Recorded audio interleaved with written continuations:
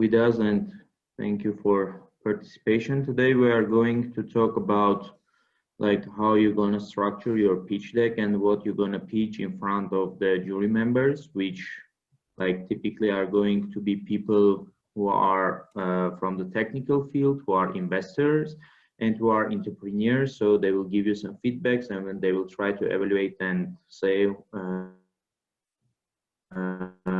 who had the best pitch or who had the best like company there, etc. So today we are going to give you a brief introduction about that. At the end of the slides, you will see also what kind of evaluation criteria we are going to use while on the last day you're going to pitch. So let's start from the very beginning.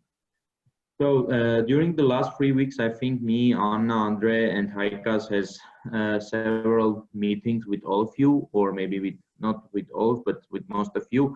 And we tried to come and to tell you how not to pitch and how to restructure your pitch and make it best, make it better. So today we brought all together all the comments and everything, so it would be easier for you to understand what are our expectations. And let's start from that. If you will have any question, feel free to raise the hand and ask it even during the presentation, so it's completely okay. So just a second.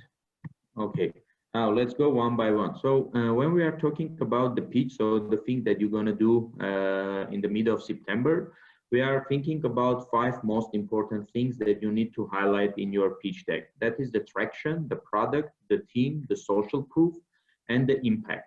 So you need to have articulated all those 5 things in your pitch deck. If you don't have even one of them, it means that your pitch deck is not complete. It means that your pitch is missing something important out of it.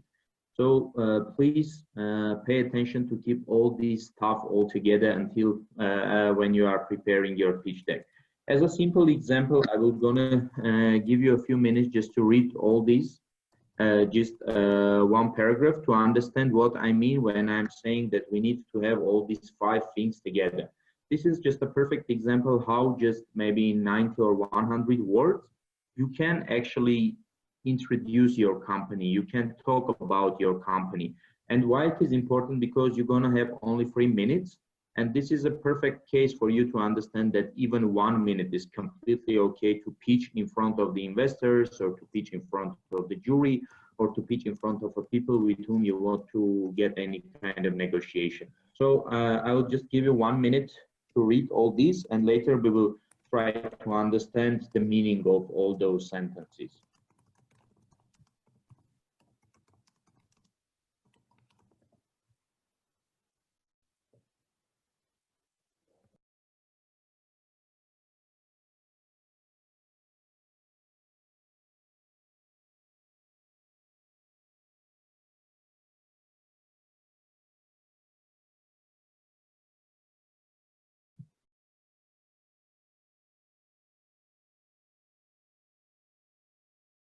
Okay, I think it's completely enough to read, and you can see that only like 1 minute, even less than 1 minute, was completely okay for you to understand what the company is about, what the team is about, what kind of traction they have, etc., etc. Now let's go and try to understand sentence by sentence what the topic is about and how the speech is structured.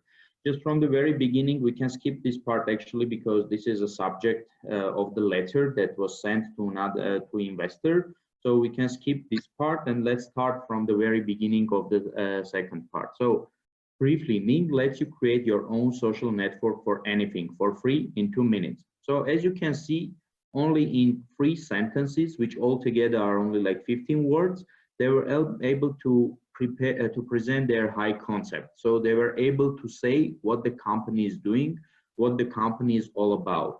Later, it says like, it is uneasy as starting a blog. So they were able to bring their idea or bring their product in a way that everybody understands. So as today, actually, during one of our talks, Andre talked to, I don't remember to whom he told, but he told that you need to be as simple that anybody, even a kid, can understand what you are talking about. So this is the simplest way to say it's an easy as starting a blog. So everybody understand that it's a easy stuff that it's going to be done by computer that is going to be done online, but it is as easy as starting a blog. And later it says, try it at ning.com. So they're also sharing with you where you're going to take all that information, where you can see the product. So this is really important thing when you are talking about the pitch. You need to say, where is your product? You need to show something that you have done.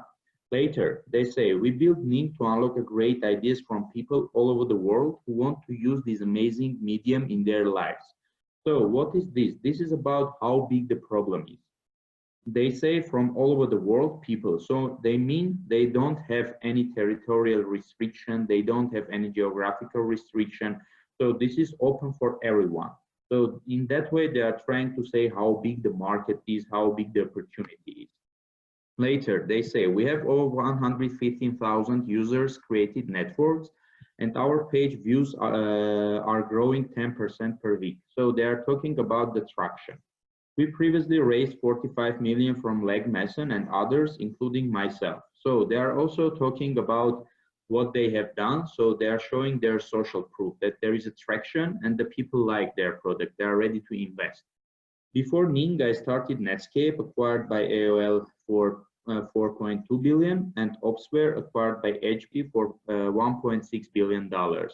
So this is about the team, because most of you, when you are talking about your teams, actually you don't put that much information there. You are just putting the names and maybe some information about the background, but in reality, it doesn't say anything about the whole team itself, what kind of success you have, what kind of success the team members has, because currently the investors are not investing only in the company, they are investing also in the people. So in the people who are going to make this product real.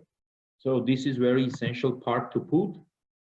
And the last, but not the least important part is what kind of, why they are pitching it there, why they are trying to get the investment, because they think that that particular investors are interested in their product because they have similar investments in other companies who are similarly working in the same sector, etc. So this was just a pretty simple example of a pitch that anybody can do, and that will take them only 1 minute to do all that together.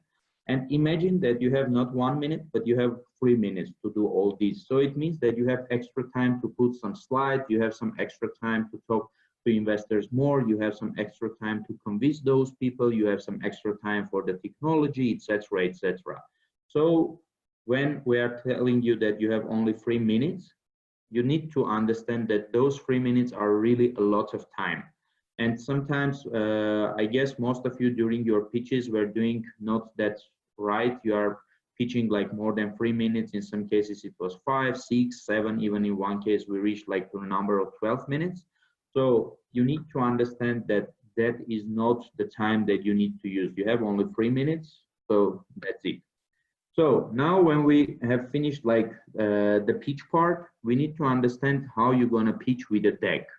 So the deck is a simple introduction of your elevator pitch. So during those 3 minutes, whatever you are going to talk, need to be introduced with the pitch deck. So the pitch deck are typically 10 slides or maybe plus minutes, a few slides, depending how like deep introduction you are doing, what kind of thing you have to show to the jury or to the investors. But typically it's around the 10 slides, and it talks about all those things that we have mentioned. So the team, product, traction, social proof, and the impact is really important in our case, because you know that this is a impact aim accelerator. So you need to concentrate a lot on that factor as well. So now let's go one by one and understand what kind of slide you're gonna show when you are pitching. So the first part should be the cover. So you need to include the logo, a tagline, and the complete contact information.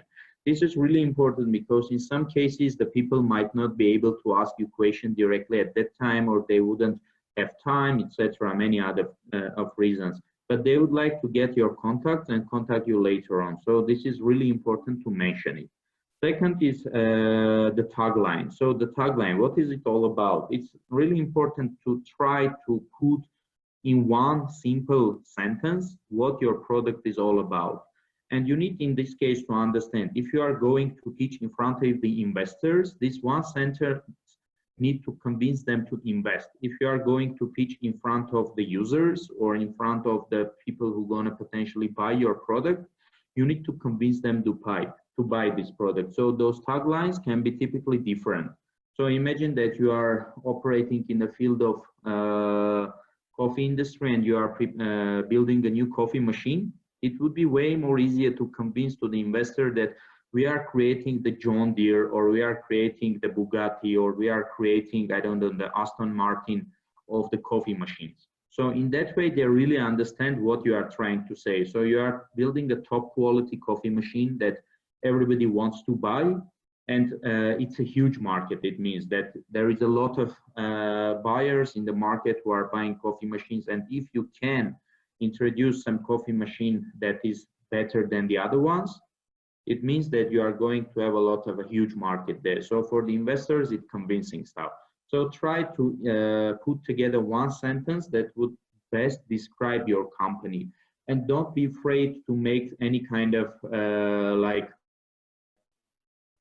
connection with well-known brands like Facebook, Amazon, or I don't know, HP, Apple, Google, anything. Because in this case, people can understand what kind of big company you are trying to create.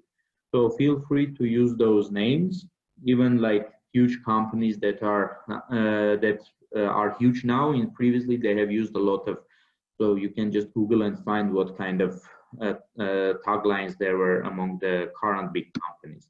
The second thing that you need to put on your pitch deck is the summary. So before starting any kind of pitch deck, you need to summarize what your company is about. So you started with the tagline, but in reality, you need to have a summary. So the summary is like a more compressed elevator pitch.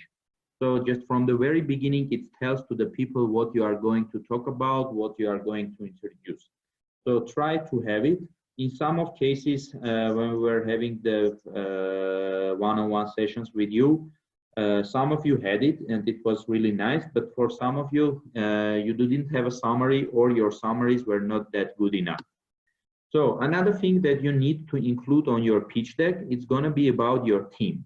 So when we are talking about the team, those are the people, those are their accomplishments, those are their experiences, those are their abilities. If you have something really important about your team that you think is your competitive advantage, you really need to mention it.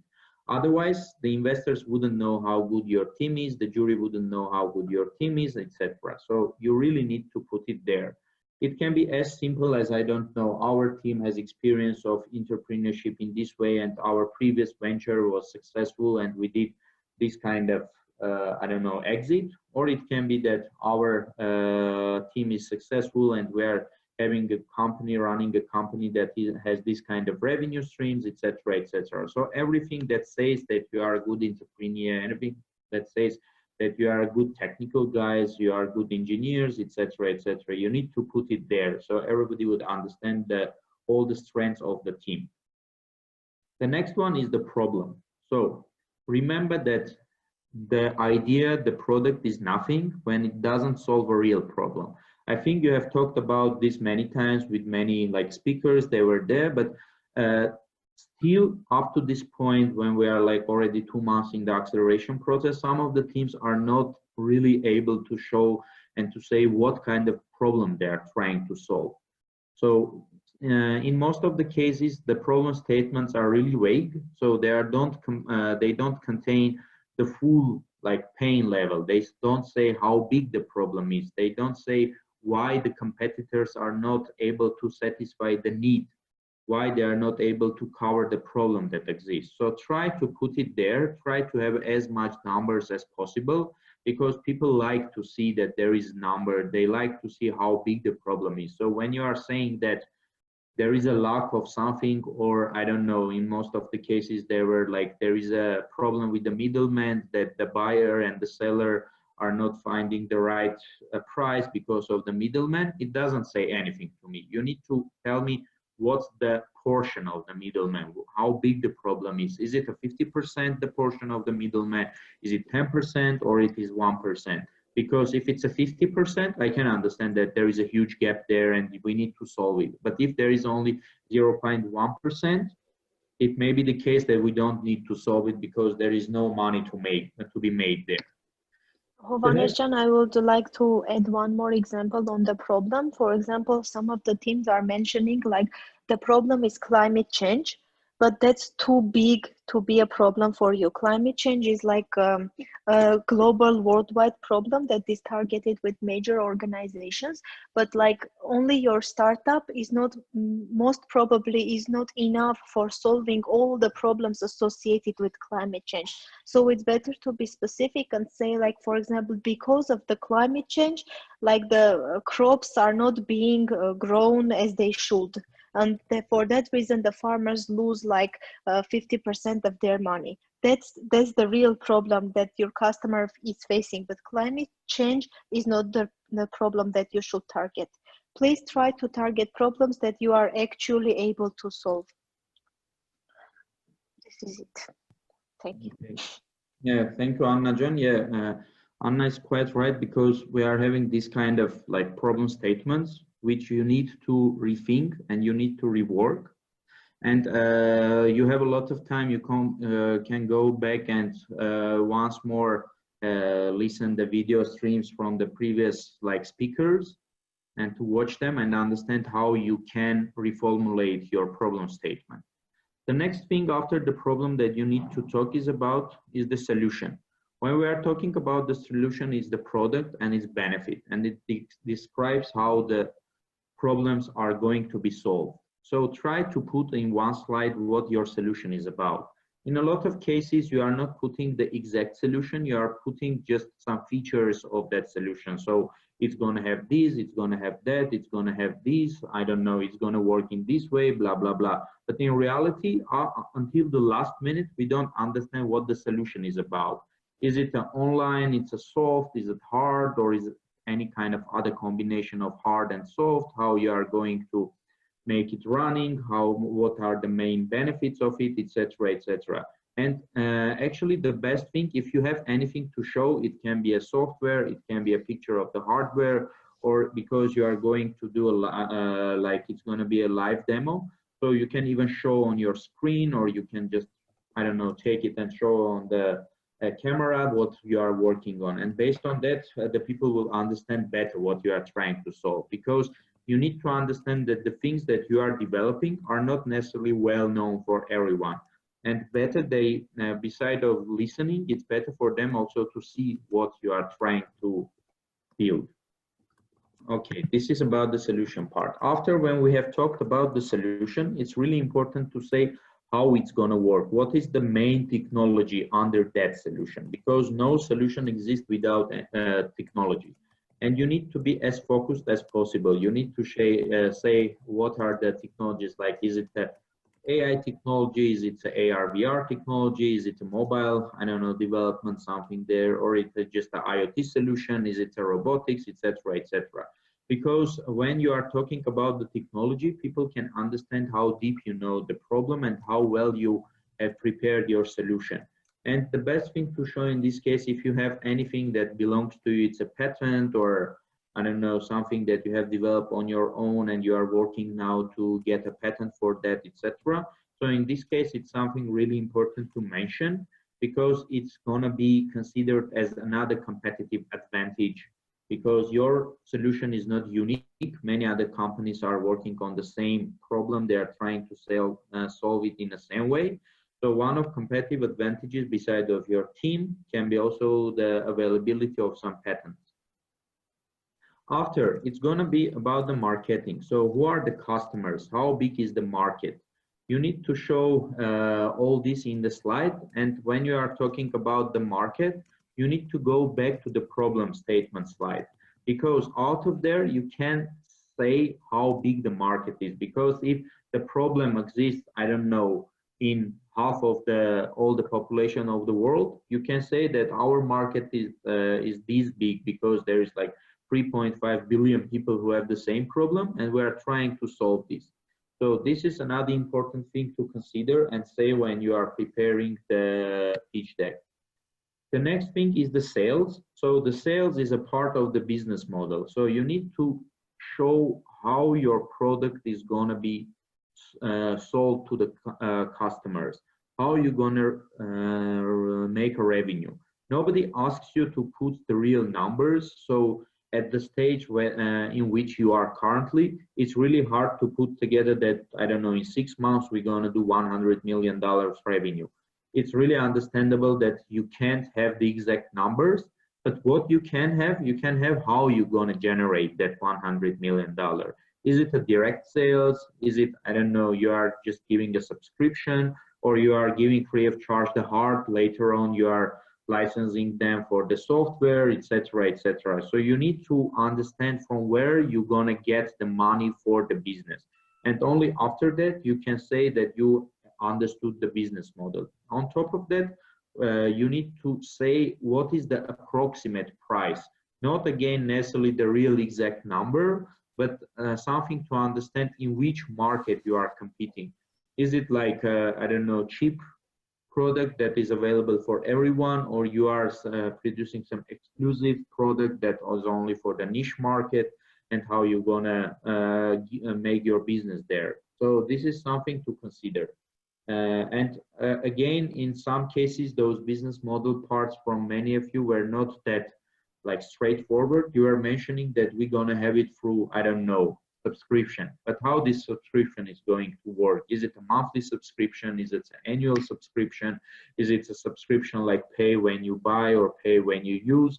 So in this way, we really need to understand what the real business model is behind your product. The next thing to talk in the pitch deck is about the competition. So when we are talking about any product, it's really important to understand that there is always a competition. And there was 1 or 2 cases when we were talking to you that a few of you mentioned that we don't have any kind of competitors. It's obvious that you are wrong, because it's impossible not to have a competitor, because maybe it's not the direct competitor in a way that we think, but it's a competitor because it solves the problem that you are trying to solve, maybe a bit in a different way, but it still solves the problem. So the simplest example to say, the horses are like really easy mean of transportation instead of the cars. So when we are thinking that the car and the horse are competitors, maybe it's like a bit not that simple for us to understand, but in reality they are. Because if the horses would have, I don't know, it would be cheaper to keep the horse, etc., etc. It can go as fast as the car. It can, I don't know, have the same level of safety as the car, etc. The horse would become a competitor. And the car has those advantages that it is better than the horses. So the next thing to talk is the milestones. So those are the targets that you are trying to reach in a like foreseeable future. So it's gonna be the time, maybe 1 month, 2 months, 1 quarter, I don't know, half a year, 2 years. So try to be as specific as possible. And the best way at this moment at the level of development, you can like do on a quarters. So 1, 2, 3, or 4 quarters, so everybody would understand when, where you are going to grow. And it is also the milestones are important, because the people will understand that you have some vision, that you know where you are going, and you know more or less when, where you will reach. So this is one important thing to keep in mind. That one thing that is really related to the milestones is the financing. So if you don't have the exact milestone for instance, where you want to be in, I don't know, 4 months, you can't really understand what kind of finances you need for that. Because if the investor would say, okay, how much money you need, and you will say, okay, I need $100,000, he's gonna ask for how long time you need it. So are you gonna burn it in 1 month, or you're gonna burn it in 1 year? And if you don't have the answer, it means that you don't really understand how you're gonna use that money. So this is really important to put the milestones. And next to each milestone, it can be a simple graph like May 2021, I don't know, August 2021, December 2021, I'm gonna be here, here, here, I'm gonna do this, this, this, there are gonna be this kind of sales, we're gonna increase our user base by this number, we're gonna finalize our patent, we're gonna do this, this. So it's really important to have all those numbers not the like exact numbers, but what you are trying to reach. So this is important stuff for you to mention. And last but not the least important thing when you are preparing your pitch deck is the impact slide. So the impact slide, you need not only to say that we are, I don't know, fulfilling the SDG goal 1 or fulfilling SDG goal 2. You need to say how you are going to do it, how your product is gonna contribute to the like accomplishment of any of those goals. So in most of you, when you were pitching, I could see that you were just saying, okay, our product is gonna help to the goal 1, 2, 3, and 6. No, it's not the right way. You need to explain how it's gonna do, more or less how much, or which are the, I don't know, KPIs that you are measuring that you're gonna solve these kind of issues that gonna contribute to the accomplishment of this goal. And before like going to the financing part, you need to have a conclusion. So it's a summary slide from everything that you have told about your accomplishment plans and where you are targeting now. And the last slide is going to be the financing. So the financing are the dates, the amount, sources of the money that you are going to raise, how you're going to raise that money, and for what you are going to use that. So this is more you are going to take from milestone part and put it separately here. So everybody, the investors, if there is investor, they will understand what is the, how it's called, what is the money that you are trying to raise. So this is about the pitch deck. The next thing that we're going to talk is about the sequence of the pitch deck. So about the sequence of the slides that you are going to use. More or less the sequence that I have presented is like I have tried to structure it. The only one thing that is more or less flexible there, what I see is the team part. So in your case, you cannot put, it's not necessary to put the team at the very beginning, you can put it at the end. Just have one consideration. If your team is really strong and it has all the, to say, the strength and your competitive advantage is about your team, you can put it at the beginning as well, it's completely okay. But if your strength is not the team itself and you have some other competitive advantages like technology, etc., in that case, it's better to keep the team a bit later. Okay, we have a question from Opina. Yeah, you can go on. Or Christian? Yes, sorry. I did it by mistake. Sorry. Okay. Sorry. Yeah. This part, okay. And now we are coming to the format of the deck. So please try to keep the slide as simple as possible. It needs to be visual and it needs to have a minimum like amount of words as it has already been told. Use 30-point or larger font so everybody would see it, because it's going to be online again and it's going to be on screen, so everybody would really understand what's happening there. The next part, you need to talk about points, reasoning, and pros in the, you can have separate notes where you can put all these like points, reasoning, and pros. So when you are talking, when you are presenting your pitch deck, you can already from time to time like look on your notes and see what you are missing or what you need to tell. The next thing, you need to have maximum like 4 images per slide. Don't put too many images and try to put them as synchronized as possible. So it's about the colors, it's about the shape, it's about the size, it's about the visibility. The next thing, that maximum 5 bullet points in each slide, and each bullet point need to consist of not more than 5 words. So the people would be also able to read it. And use high contrast font with background color. So because when we're looking at the screen, it's going to take like not only 3 minutes because of you, but it's going to take, I don't know, there are 15 or 20 teams that are going to pitch. So we're going to have, we're going to need like 3 times those amount of minutes. So imagine that the same jury is going one by one through unreadable content. At the end, they're going to be bored, and it's not the problem of them, it's the problem of you. because in this case you're gonna lose just the points because they were boards, etc., etc. So try to keep it as simple as possible and as readable as possible.